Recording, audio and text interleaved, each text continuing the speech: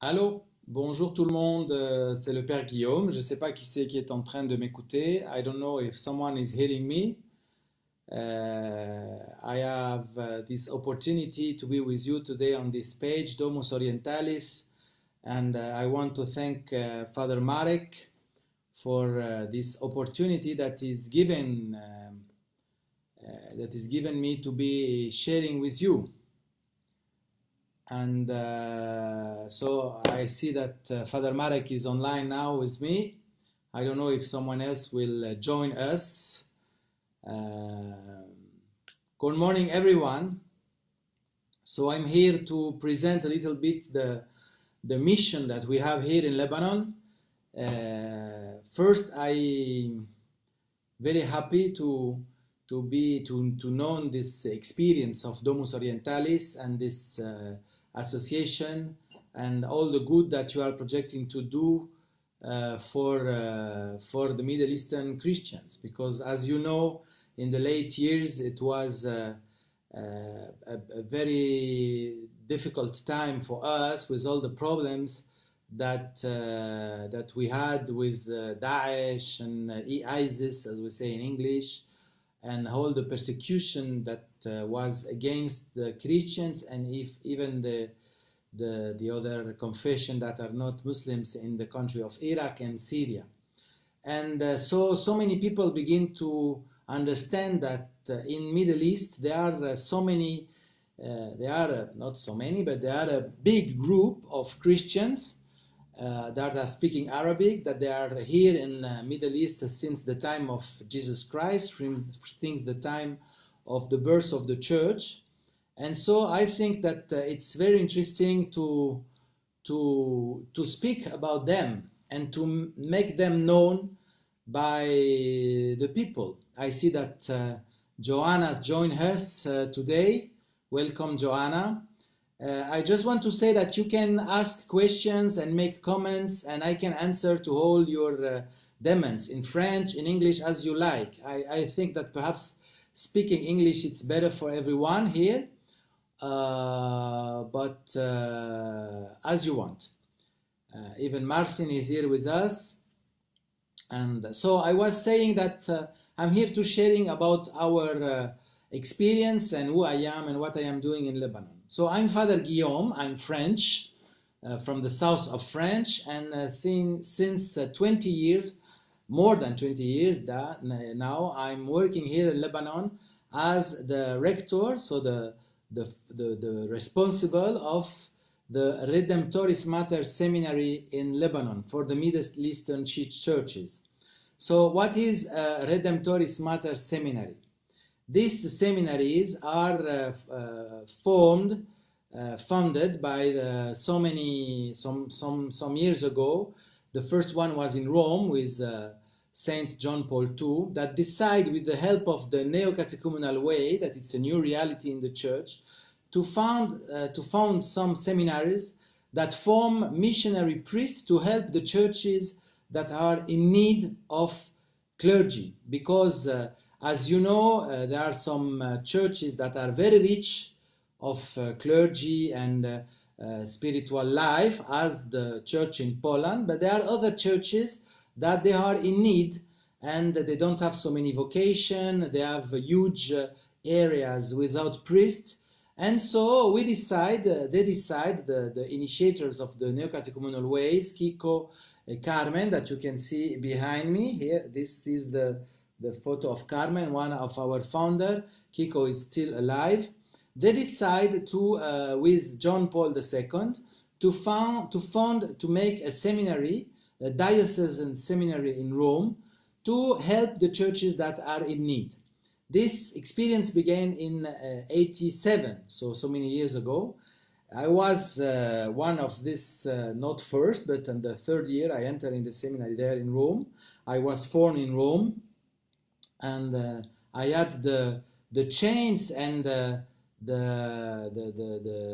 happiness to be ordained by Saint John Paul II, priest, in 95.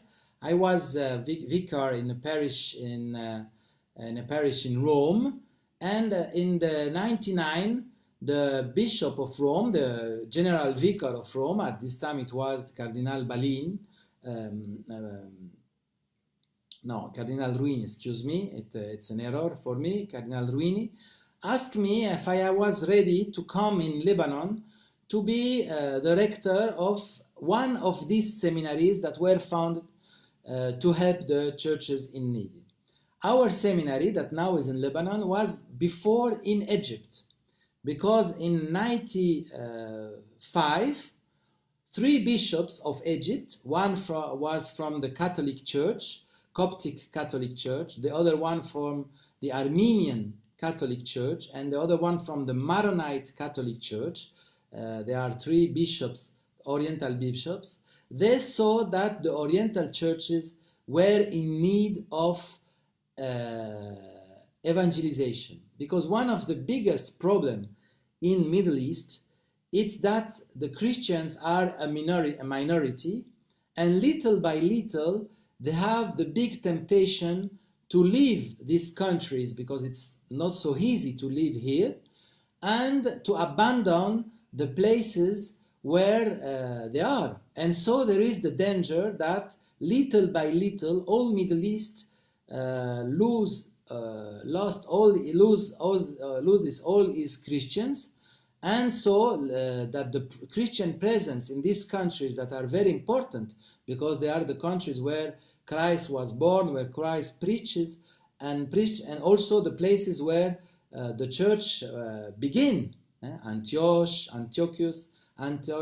Alexandria, even Turkey, Lebanon, all these countries, they were the first Christian communities during the beginning of Christianity. And so this is very important as the witness, as the testimonial of the story that Christians are still here.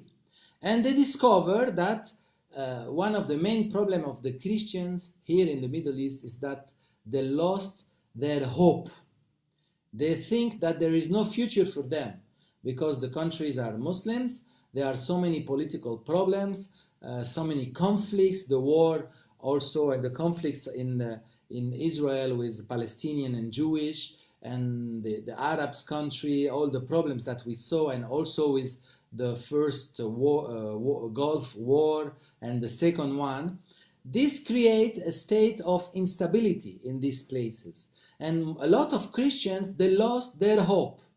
So they didn't see a future here. They think that they will not, there is no place for them. They cannot have a future for their children. It's difficult. So they decide to leave this country.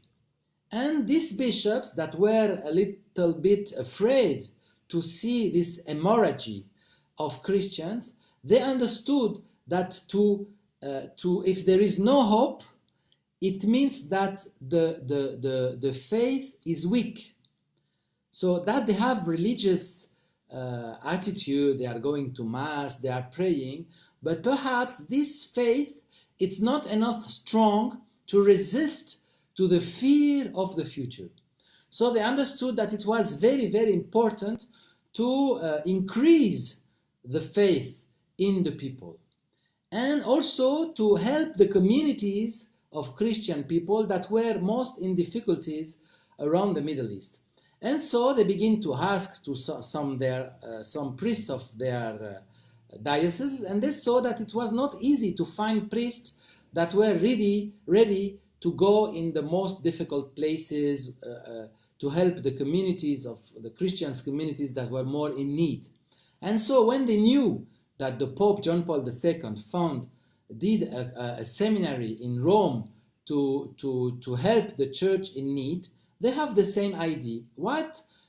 We cannot do a seminary here in Middle East to do this. And so they asked to the Neo-Catechumenal Way, it was possible to make this kind of seminary. And that's why in 95, in Cairo, in Egypt, they gave birth to this seminary, Redemptoris seminary. In Arabic we say al-Fadi. It means the mother, Fadi it means the Redeemer. So mother of the Redeemer, Redemptoris mater, it's al-Fadi in Arabic.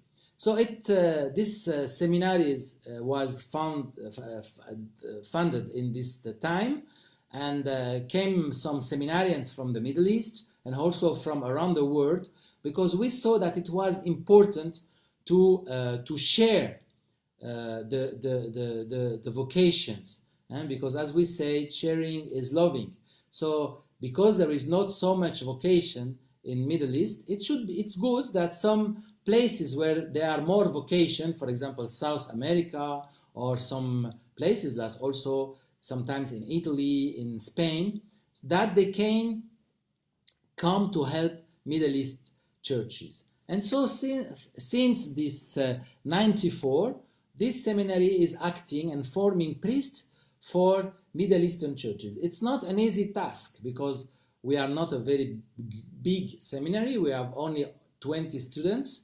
These students, they have to study Arabic, they have to study Oriental churches, they have to study even the languages of these Oriental churches, because, as you know, these churches, they have other tradition. We are, most of us, me, because I'm from Europe and I'm from the Diocese of Rome, so more than everything, I'm a Latin. So our liturgy, it's the Latin liturgy. We are celebrating the Mass with a rite. We have a kind of prayers, the breviary, and so many traditions. We have Father of the Church, that like Agostinos or Ambrosius or other, Benedict, the founder of the monasticism, the monks. There is a long tradition in the Eastern churches, and no, in the West Church with the Latin, with the Roman rite. But there is a lot of churches that were found that were from the beginning of the church in Middle East. And they are divided in so many traditions and rites with so many languages. Some are speaking Aramaic, Syriac. Some are speaking Armenians, for example. Some are speaking Greek or Arabic, the Byzantines. Some are speaking Coptic. Coptic, it's a very interesting language, because it's the rest that we have from the pharaonic language. It's the last step of the pharaonic language, and the monks of the Coptic Church in Egypt, they are speaking still this language. And so our seminarians, they have to prepare themselves to be ready to serve there in these countries, and so we have to prepare these guys to be ready. That's why what's happened after a while. The responsible of this seminary, they discovered that Lebanon was a better place. You know that Lebanon, it's a very particular place. Why? Because in Lebanon, the Christians are a huge community. They are half of the country, more or less. Now they say that they are a little less, because the Muslims are making more children and the Christian less. So the Muslims are becoming a little bit more present than the Christians, but it's still a huge country for the Christian. And there are universities, Catholic universities, and theological Christian universities. So it was easier to form these young guys that are coming from all around the world and from Middle East to be priests for the mission, to form them in Lebanon. So in 1999, they decide to transfer this little community of seminarians that were in Cairo, they transfer it to Lebanon. And at this year, in 1999, they were searching for a rector, for a director for this seminary, and they thought about me, because I was a young priest. At this time, I didn't have this great beard. I was more young, and I was French, so it was easy for me to manage, because here the Christians are speaking a lot French. And also I was 30 years old, so it was easy for me to learn Arabic, more or less. And so they sent me here. And now we are continuing this experience here in Lebanon to form these priests. So we already have 22 priests that are ordained for so many dioceses around the Middle East. We have in Lebanon with two rites, the Maronite rites and the and the Byzantine, the Greek Catholic Rite. We have also in Egypt with the Coptic and the Syriac and the Maronite Church. We have also in Sudan, in Khartoum, the capital, we have 2 priests there serving with the Latin churches. And after, there are also some priests are in mission outside of Middle East, because you know that, as I said in the beginning, so many Christians, they left the Middle East and they are going on in other country, and there we have to assist them so that they don't lose their belonging to Middle East, because they are always the hope that they can come back in Middle East when they are more strong in the faith. So we have some priests in Argentina with the Armenian Church, also in Brazil, and in Colombia with the Maronite Church. Now I see that someone is asking to me, what is the language of the Maronite Rite? The Maronite Rite, it's a very interesting rite that come from the Syriac churches, Syriac Church. It is one of the first, perhaps the first church, because it's the church that Saint Peter founded in Antioch, in Antiochia, and I don't know how to say in English, Antioch. It's a city that now it's in Turkey. It's just at the border between Syria and Turkey. And they are speaking a very old language, that is Aramaic, Syriac, that is the language that Christ was speaking. Because the first Christian, they were from the Jewish communities of around the Middle East. And this Jewish community, they weren't speaking Hebrew. Hebrew was an old language at this time. It was the language of the scripture, the Bible. But most of the Hebrews people, Jewish people, they were speaking Aramaic or Greek, that it's like the English for us today. Greek was the koine, the language for all the Mediterranean Sea, the communication language. But most of the Christians of the first communities in this part of Middle East, they were speaking Aramaic, the language of Christ and the Virgin Mary and Saint Joseph and all the apostles. So this first community, they spread a lot around the Middle East, and they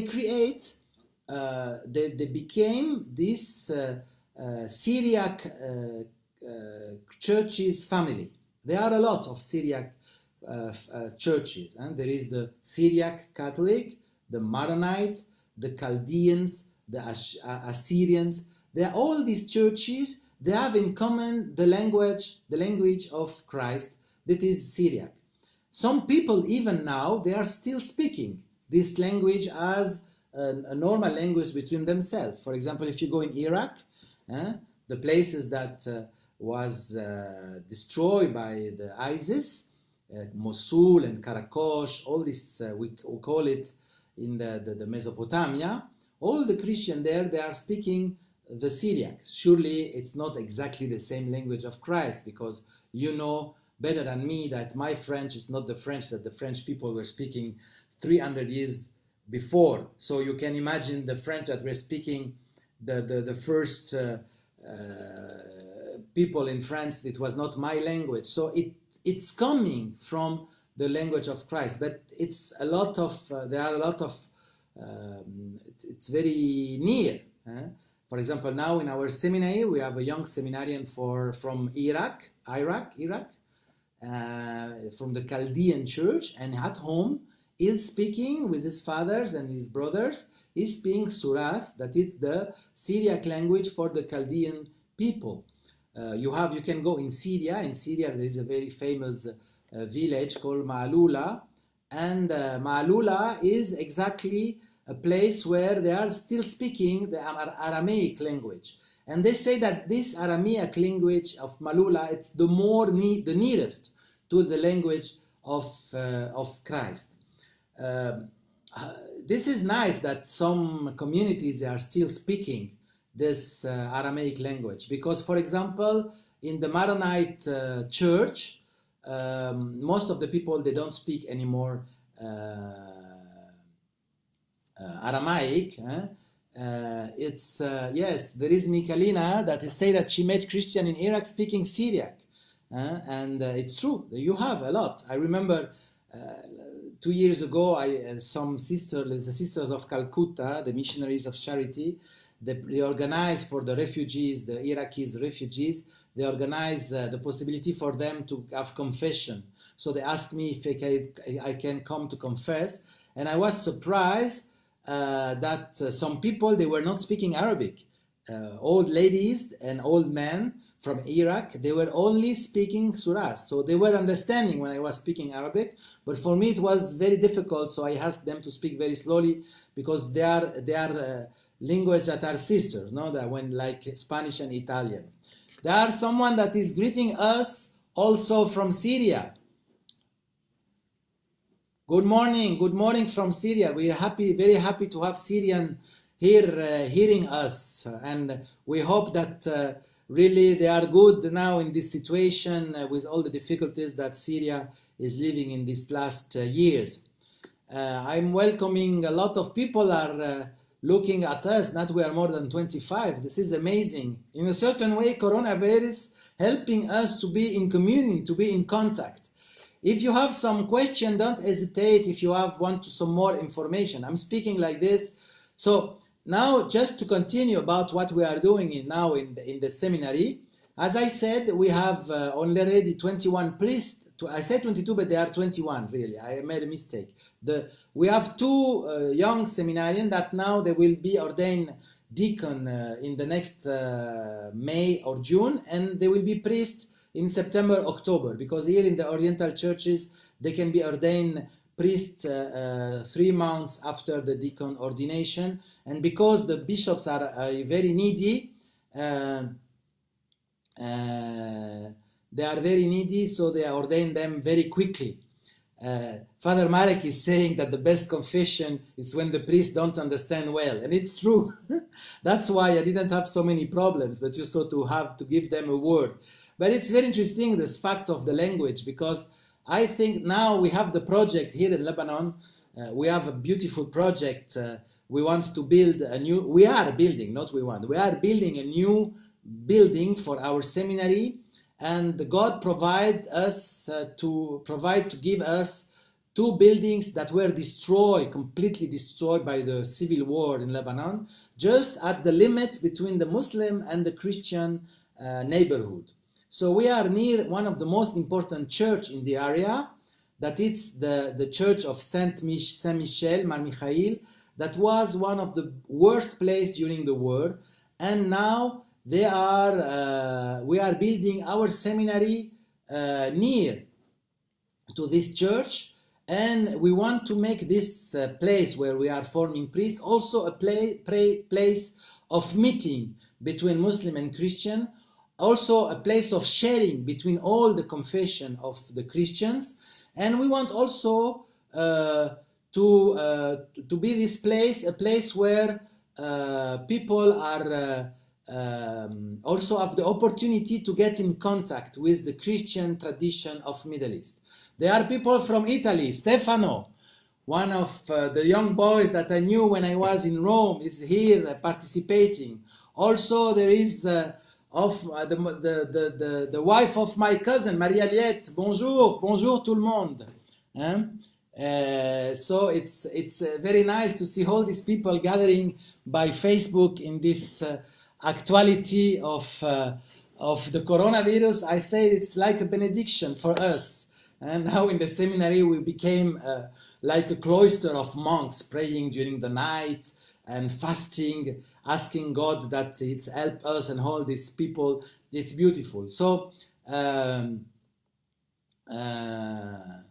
are saying to me that yes, Father Marek, that it's passionate by the languages, is saying that the languages are amazing, because you know, the languages are the way we are in contact, we are in communion. So if we don't speak the language one another, it's difficult to be in relation.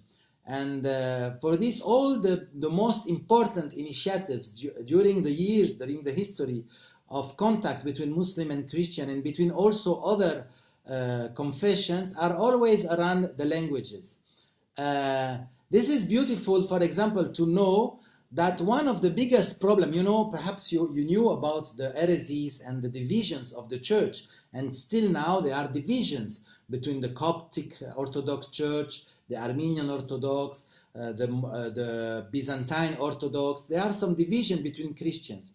It's very interesting to know that a big problem at this time, it was the problem of languages. They cannot translate very well the theological idea that they have, and so perhaps they refuse one word because they don't understand very well the meaning of this word in their own language. So they say that it's not right to say this, but at the end, if you are making a little bit linguistic studies, you can find that it's not true, that it's a problem of translation. So we think that surely our mission, primary mission, is to form priests for helping these communities, but also it's very important to give the opportunity to people to study and to have contact. Also, for example, Arabic. I discovered when I came here, I didn't know nothing about Arabic, and I didn't know nothing about Muslim. And I can say that in a certain way, I had a lot of misunderstanding about Islam, because I didn't know really what does it mean. For me, Islam, it was something very strange for me. Now I'm able to understand more Islam, and to understand also the things that are different with me, and I'm not agree with them, but also I'm able to interact more easily with Muslim people and to find a way to communicate and also to help them to understand some error that they can have in their vision of God. And so it's very important. The language, it's very important. And so I think that we can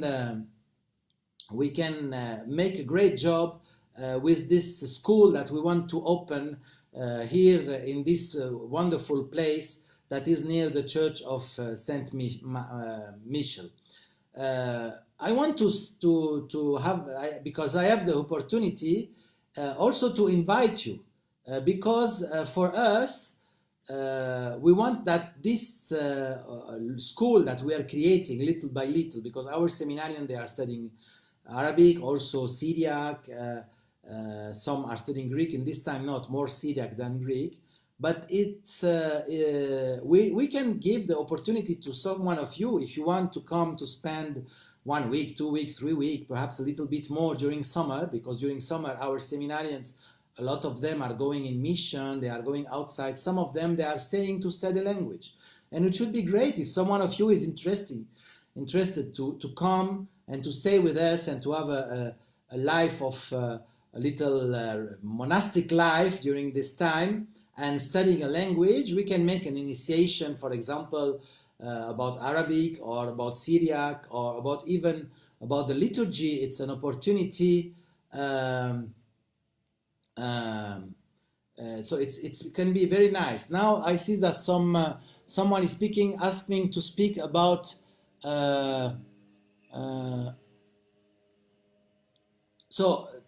about the contact that we have with Muslims.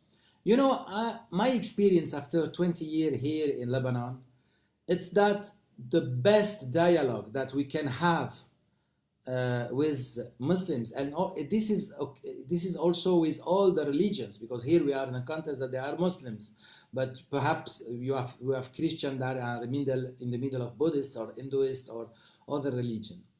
The most important thing is the life sharing and the capacity that we have to show and to be real Christian in the middle of the society.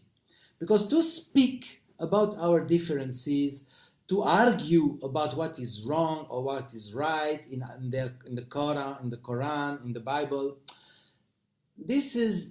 it could be interesting in an academic level, and sometimes it bears fruit. And I think that it's important to have this kind of possibility to study. And for example, one of our priests now, the vice rector, is now studying Islam and interreligious dialogue and religious science.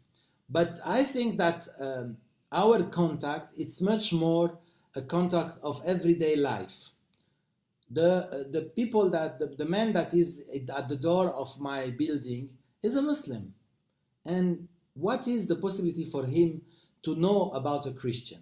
It's to see Christians. And perhaps till now, I don't want to be a little bit, I want to be a little bit evil.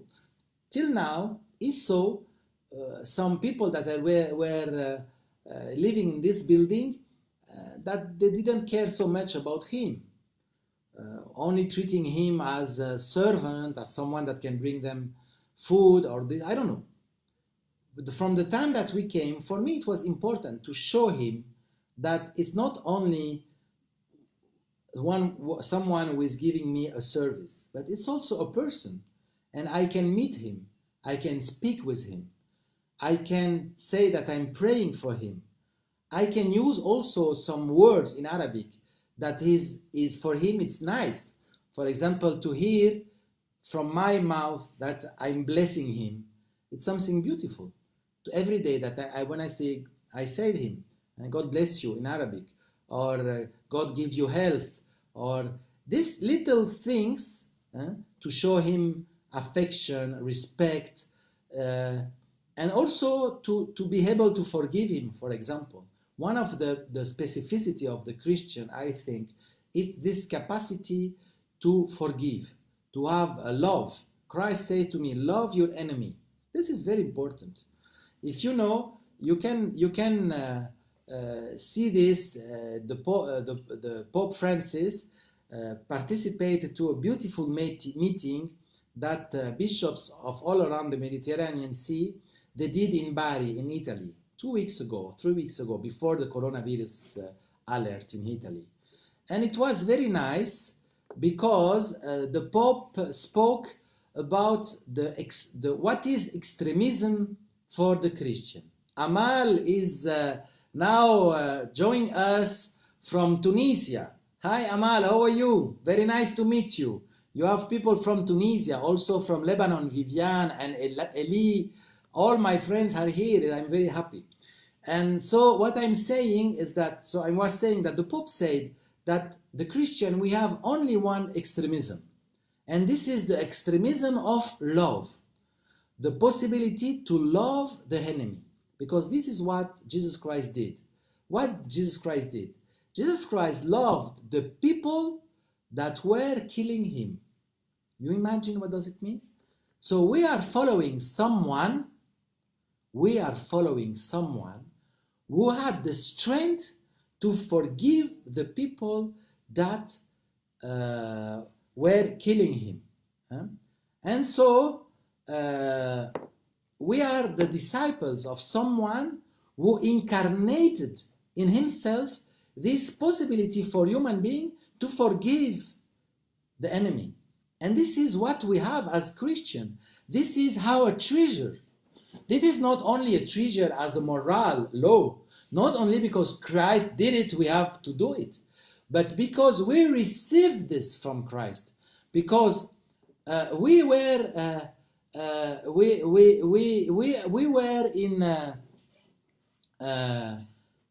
sinners when God loves us. We were sinners. We were far from Him.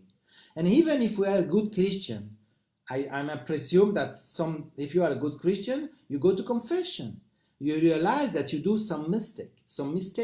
And during the confession, you have the opportunity to feel the love of God for you when you are a sinner. And so this forgiveness that we receive from God, we are called, our Christian, to give it back to the people that are around us. This is very important. And this appears in the little things. In the little things.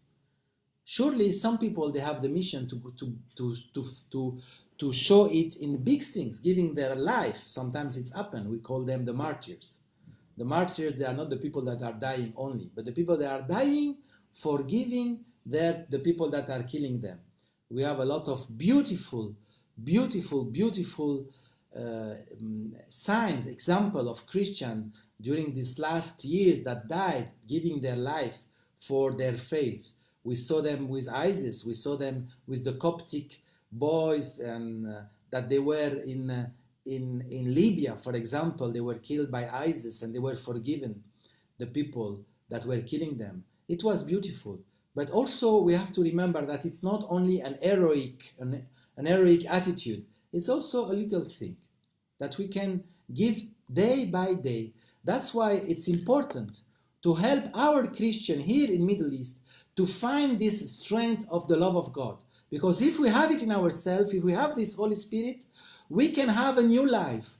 We can be happy here. We can suffer, even we are despised, even we are in trouble, even if it seems that there is no future for us. But we know that the future is not only a mundane future, but the future for the Christians, it's eternal life. It's Christ. It's the possibility to give our life. So I think that it's very important, really, that we can give to Christians this possibility to know and to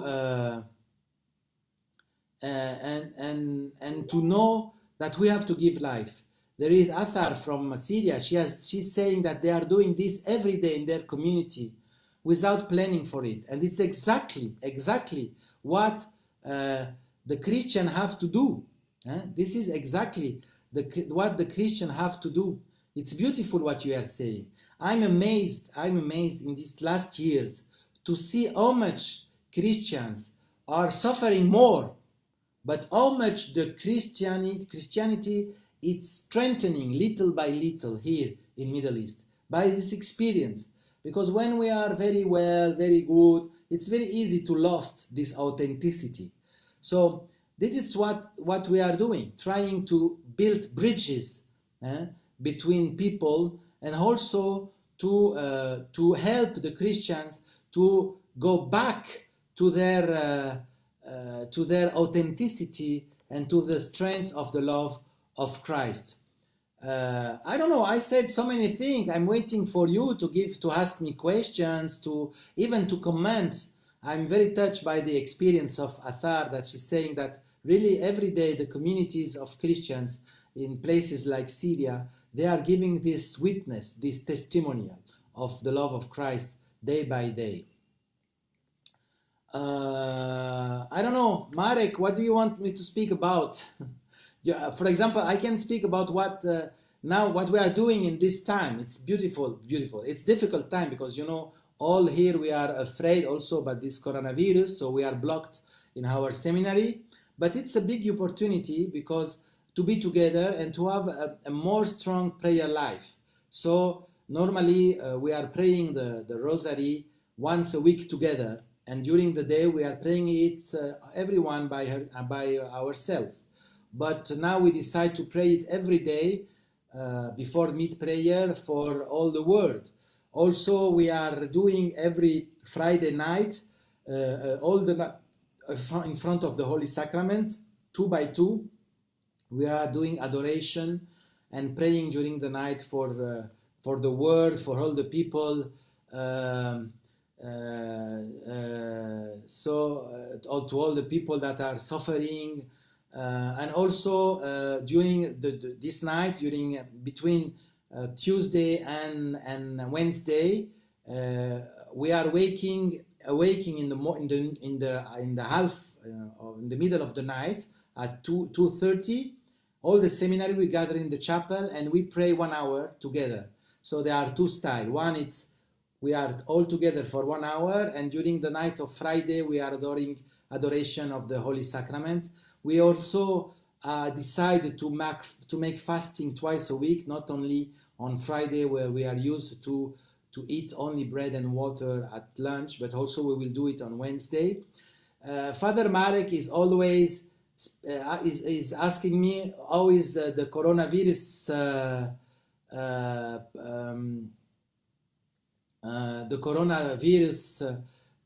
in Lebanon. Now the situation in Lebanon, it's quite under control, they are saying, because the increase of the case are under control, because it's since more than 2 weeks that we are closed in our house. Now they are becoming more tough. They close a lot of the industrial implants, and all the people are encouraged to stay at home. and there are some measures that only the bank are working, only some shops, not all the shops have to be called, it's forbidden to gather. Perhaps they will close also they will close also the churches. They don't know now, they are only the mass and Sunday. And also but it seems that it's under control. They are afraid because the health system here in Lebanon, it's not that strong. So, you know, if we have a very high increasement of the case, it could be very dangerous and there could be a lot of deaf people. So they are trying to control it. Someone is asking me, Maciej Podmorski is asking me the benefit of knowing Syriac. You know, if you know Arabic and Hebrew, I can say to you that Syriac will be very easy. Very easy. And so it's not difficult if you know already Arabic and Hebrew. The benefits, it's that you have access to a literature that it's very interesting, that it's the literature of the Syriac fathers, St. Ephraim's, and there is a lot of publication. Now you can find sometime in English, but the original is in Syriac.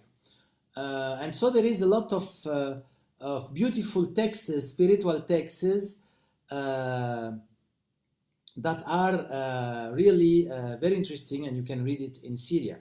And also you can participate to the rites of the Syriac churches easily because you understand what they say. Someone is asking the difference between Maronites and Catholic churches. Very interesting. The Maronites are Catholics because Catholics, it doesn't mean Latin. Okay, Catholics, it means that we recognize the Pope as the chief of our church. All the people that are recognized the authority of the Pope are Catholics. Among the Catholics, there are some rites. The main rite of the Catholic, it's the Latin Roman Catholic rite. So we are using in Poland, in France, in most of the countries that are Catholic, we are using the Book of Prayer of Roma, Roman Catholic. We are Roman, so we are following the rite of the Pope. As the Pope is celebrating the Mass, we celebrate the Mass. As the Pope is praying breviary, we pray the breviary, okay? But among the Latins, there are some other rites. If you go to Milano, you will find that they are following another liturgy, that is the Ambrosian liturgy. So among the Latin, there are some rites. In the Catholic Church, there are churches, Oriental churches, that have other rites. One of them, it's the Maronite Church. That is a very interesting church because it's the only Eastern church that is completely Catholic. The Maronites, they never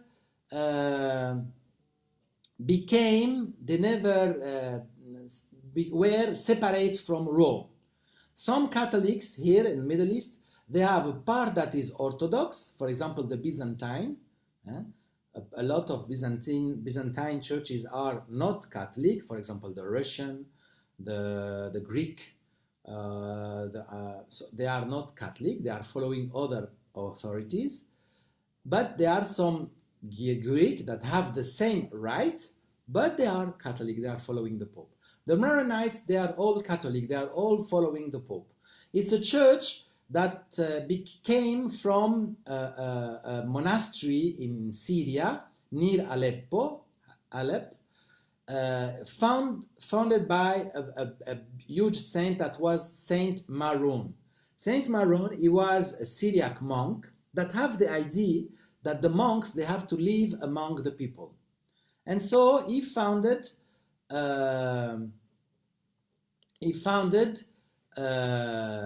monasteries that were very near of the cities, and they were interacting with the cities, and the monks were well connected with the families.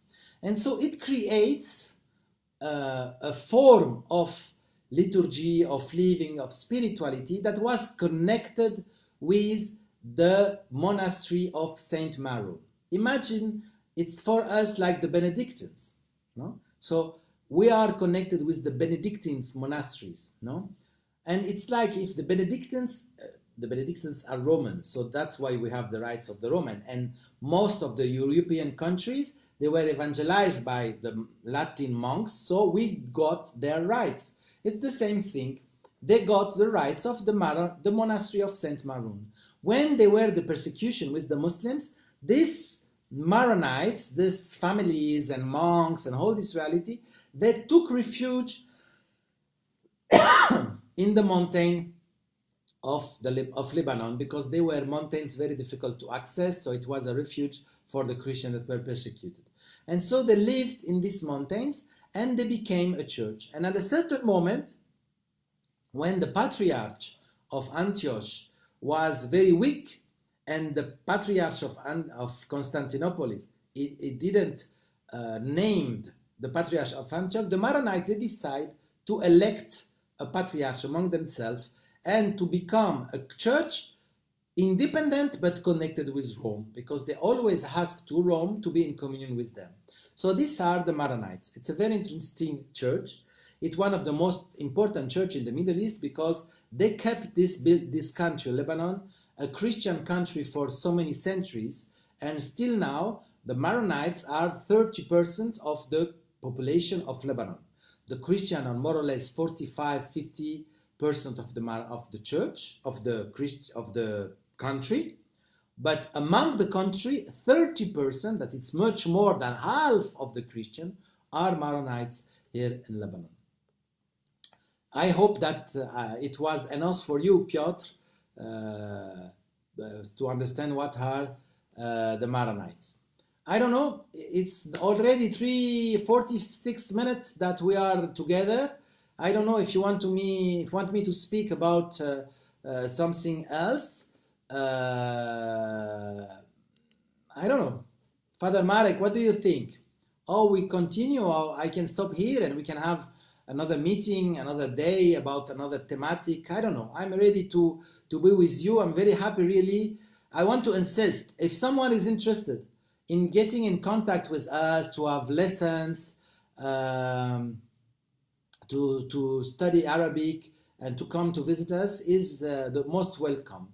Father Marek is asking me if we can have a name of an interesting Maronite theologian. So modern theologian, you can find some modern theologians that are Maronites, and perhaps you will never know that they are Maronite because they are. But one of the father of the search for the Maronite church, it's a certain Sruji. Sruji, I don't know, I can try to write. I don't know if you are, everyone have access to the chat, Sruji. Or you can write it also like this. Also, you can have a beautiful, it's one of the most important father of the Syriac churches. So it's not only for the Maronites, but also is shared by the Chaldeans and the Syriac church. It's Ephraim. You have beautiful text of Saint Ephraim. He was a composer, and this composer, he wrote beautiful poetries and hymns, and very deep, with a very deep theology in them. So you can find, I know that I have it in Italian here in my library. I don't know where is it. All the hymns of Saint Ephraim, that they are really beautiful. That you can find them. Another interesting literature of the Eastern churches up. And so a very beautiful literature about Eastern churches. It's the Father of the Desert and the monks. These little stories about the Father of the Deserts that is more shared in the Western countries among the Christians, because it's full of very deep spiritual teaching. This Father of the Desert, they were monks from Egypt and Lebanon and also Palestine. So it's very interesting. I think that now we can close this video. I will save it, so it will be on the website, on the page. You can see it, you can share it, because sharing is loving. And I hope that we will have the occasion to be in contact again and to speak about so many interesting things about Middle East and what we are doing here. So bye-bye, have a nice day. I'm going to pray the rosary with my seminarians, and we are praying for you and pray for us. Bye-bye.